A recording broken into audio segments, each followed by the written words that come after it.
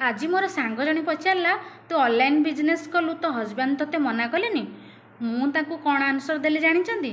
Fast मो husband तो मना कले किंतु ता सहित मते एक कथा भी कहले तू करुचु माने निहाती रिसर्च भी करिथिबु, कारण घर को जो सामान तू आणु तार तो रिसर्च बहुत भलसे करू, कोटा भल कोटा खराब कोटा डिस्काउंट अच्छी माने ए सामानटा भल हेई नथिबो आ कोटा अधिका दाम अच्छी माने ए सामानटा भल हेइथिबो।